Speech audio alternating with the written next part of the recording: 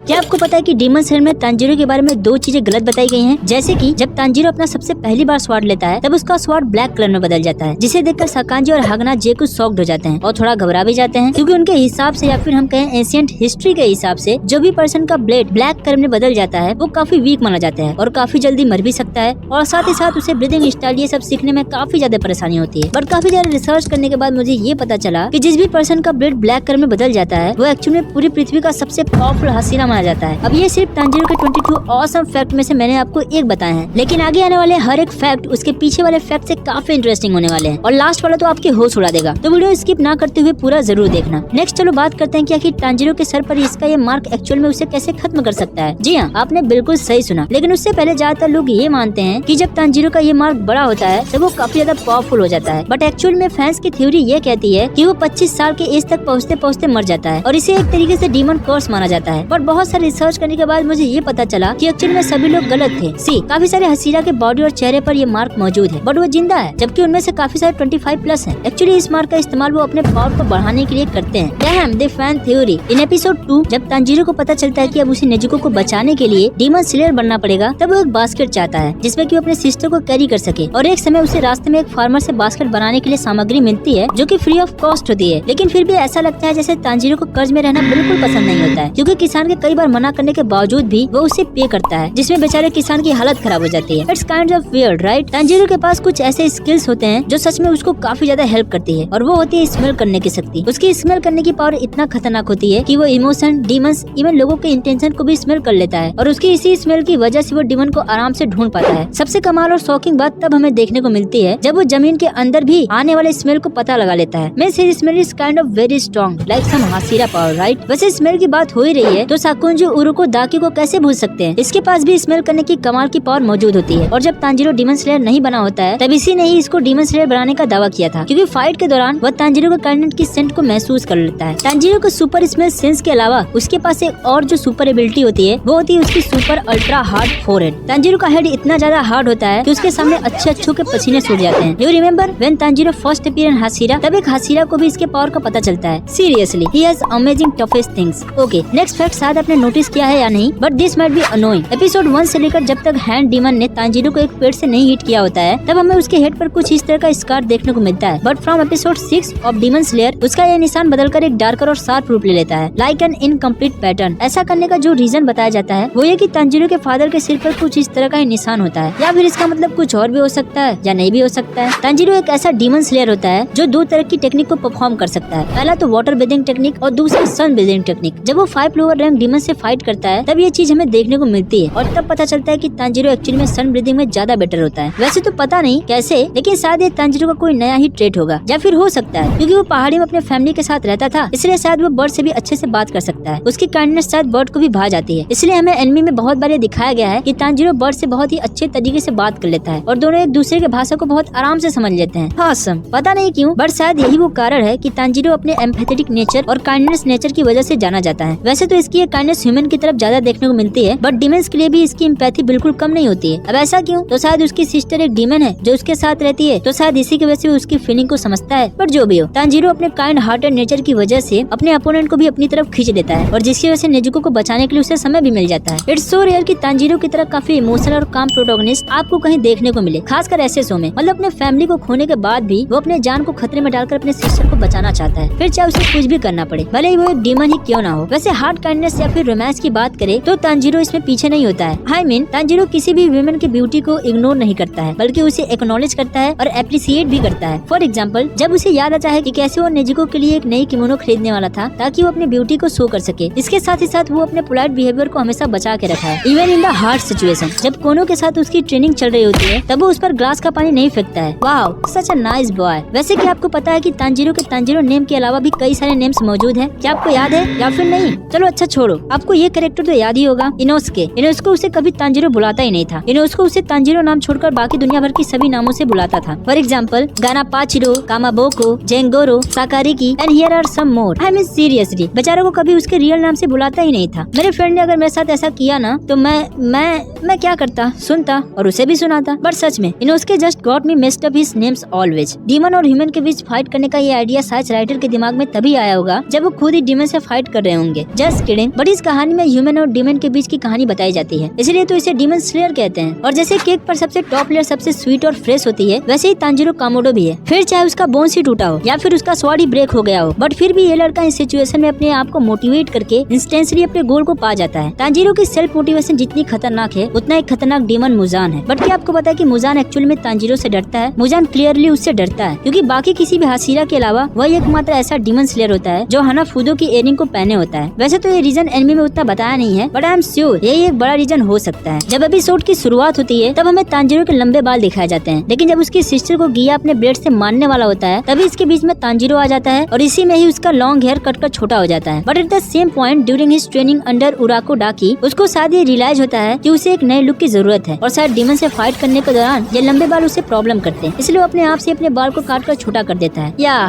That's make a kind of sense. Tanjiro की उम्र लगभग 14 साल की है, बट उसके उम्र के हिसाब से उसकी ट्रेनिंग काफी कठोर होती है और जिसका क्लू तांजीरो के हाथ पर हमें देखने को मिलता है। उसका हाथ सच में काफी रफ और हार्ड होता है। ये चीजें वैसे जब स्वॉर्म डीमन के साथ इसकी फाइट देखने को मिलती है तब किजुमी कहता है कि यह हाथ किसी बच्चे का हाथ नहीं है। इससे ये तो पता चल ही जाता है कि तांजीरो अपने डीमन स्लेयर के लिए कितना ज्यादा अपने आप को ट्रेन किया है। वैसे तांजीरो बचपन में काफी ज्यादा हार्ड वर्किंग बॉय होता है, क्योंकि वो अपने परिवार का सबसे एल्डेस्ट सन होता है, इसलिए सारे परिवार की जिम्मेदारी उसके ऊपर ही होती है। उसके ट्रेनिंग की वजह से उसका टफ हैंड और काइंड हार्टेड स्माइल किजुमी और हम सबके लिए एक हार्ड रचिंग बन के रहेगी। और मेरी तरफ से और मेरे ऑडियंस की तरफ से सैल्यूट है तुम्हें। सी इनोस्की और जेनेस्को के साथ फूड शेयर करना, उन पे कभी गुस्सा नहीं होना एक अच्छे फ्रेंड की निशानी को बताती है। जब आप किसी की केयर करते हो तो आपके लिए एक इम्पोर्टेंट पर्सन होता है। तांजीरो इनोस्की और जेनेस्को को अपने छोटे भाई की तरह मानता है और उनका बिल्कुल एक बड़े भाई की तरह ख्याल रखता है। ऑसम। जब तांजीरो डीमन स्लेयर नहीं बना था तब पर भी उसके पास इतने सारे स्किल मौजूद थे जिसे शायद वो गियो को मात दे सकता था और शायद नेजुको को लेकर भाग भी सकता था। शायद शादी से हाशिरा से वीक कंसिडर करेंगे, बट एक्चुअली में ये एक स्ट्रॉन्ग और एक काफी फुर्तीला और चालाक कैटेगरी के अंदर आता है। जब पहली बार गियो और इसके बीच मतभेद देखने को मिलता है तब वो अच्छी तरह से जानता था कि गियो से फाइट जीतना मुश्किल नहीं नामुमकिन है, बट फिर भी इस लड़ाई में हमें उसके काफी होशियारी वाला काम देखने को मिलता है, जिसे देखकर गियो भी काफी शॉक्ड हो जाता है और जिसकी वजह से गियो भी इम्प्रेस्ड हो जाता है और तभी इसके दिमाग में इसे एक डीमन स्लेयर बनाने का भी आइडिया आता है। डीमन स्लेयर बनने के बाद तांजीरो मुजान से जब पहली बार मिलता है तब वो काफी गुस्से में दिखाई देता है। वैसे तो वो उसे पकड़ नहीं पाता है, बट इसे देखकर मुजान के दिल में एक बड़ा डर जरूर बैठ जाता है और वैसे पर भी उसे डर लगना भी चाहिए, क्योंकि तांजीरो एक सबसे ताकतवर डीमन स्लेयर होता है और उसने इसके पेरेंट को भी मार दिया होता है, जिसमें सिर्फ उसकी सिस्टर ही बचती है और जिसकी वजह से तांजीरो अपने आप को तब तक ट्रेनिंग करता है जब तक वो मुजान को टेक डाउन करने के लायक न बन जाए। तो अगर मुजान को कोई हरा सकता है, उसे मार सकता है, तो वो सिर्फ तांजीरो है। ये बात शायद आपको अभी ना दिख रहा हो, पर आगे पता चल जाएगा। अगर ये फैक्ट आपको अच्छा लगे तो वीडियो को लाइक जरूर कर देना और चैनल को सब्सक्राइब करके बेल आइकन जरूर ऑन कर देना। लेफ्ट वाली वीडियो पे क्लिक करो और अगर आप एओटी के सच्चे फैन हो तो इस वीडियो को देखकर आपका दिमाग खराब हो जाएगा।